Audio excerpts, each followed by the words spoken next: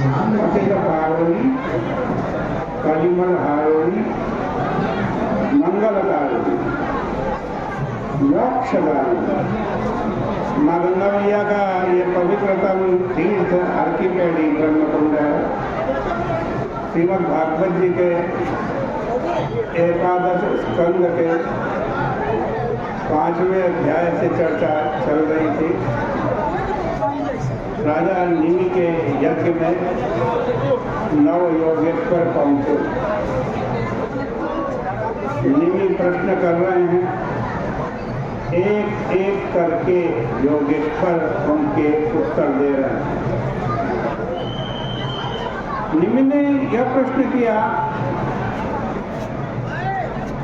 कि किस समय में भगवान की कैसी आराधना होनी चाहिए।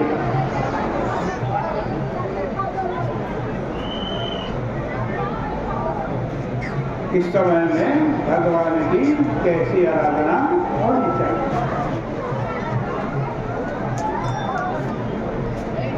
तब नवे योगेश्वर जिनका नाम है करभाजन, करभाजन जी महाराज जो खाद्य पदार्थ को हाथ पर ही रख करके खाते पीते हैं, पात्र का प्रयोग नहीं करते, वो करभाजन है।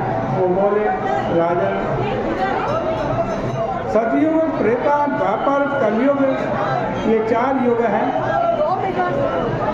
इनमें भगवान के अनेक नाम, अनेक वर्ण और अनेक आकार होते हैं और उनकी नाना विधि से आराधना होती है।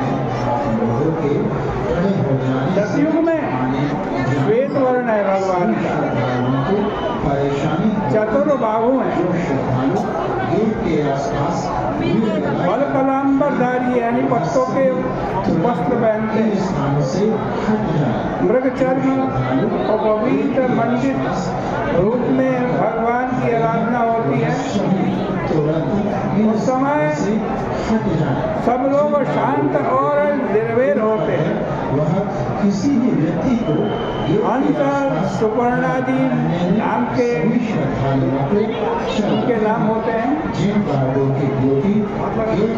और फिर जब त्रेता युग आता है तो त्रेता युग में रक्त वर्ण, चतुर्बाहु आदि भगवान के रूप होते हैं और त्रयी आदि के द्वारा उनकी आराधना होती है। विष्णु, यज्ञ आदि उनके नाम होते हैं। द्वापर में भगवान श्याम होते हैं, पीत वसन, चक्राधिधारी और श्रीवत्सादि चिन्हों से अलक्षित वो होते हैं। उस समय मनुष्य वेद तंत्र के द्वारा उनकी पूजा करते हैं और वासुदेव, संकर्षण, प्रद्युम्न, अनिरुद्ध आदि नामों से उनकी आराधना करते हैं। कलयुग में उनका इंद्र नीलमणि के समान कृष्ण वर्ण है और उनके बीच में से उज्ज्वल कांति निकलती रहती है। मतलब यह कि भगवान का विग्रह नीलोज्ज्वल है। देखो, केवल काले की आराधना नहीं होती है।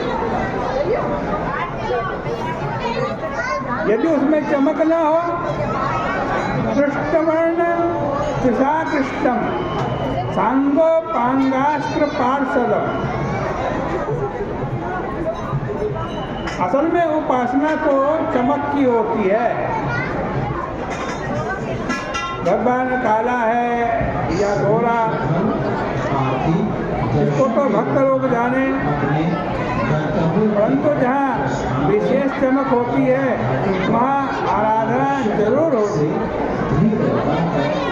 महात्मा चमक कहते हैं कि बुद्धिमान लोग कलयुग में संकीर्तन प्रधान यज्ञ से भगवान की आराधना करते हैं और थक जाए, इस प्रकार उनकी स्तुति करते हैं। वह किसी भी व्यक्ति को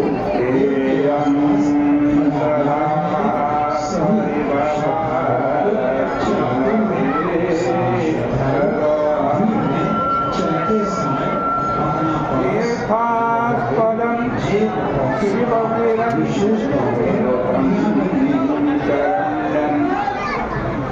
प्रत्यार्तिहं प्रणतपादभावाब्धिकोक्तं वन्दे महापुरुषे चरणारविन्दं त्यक्त्वा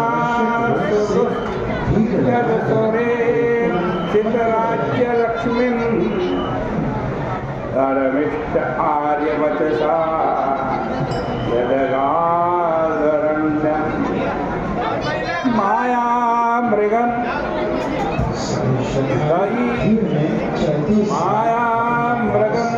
दयितये चितमन्वधावत् वन्दे महापुरुषे चरणारविन्दं।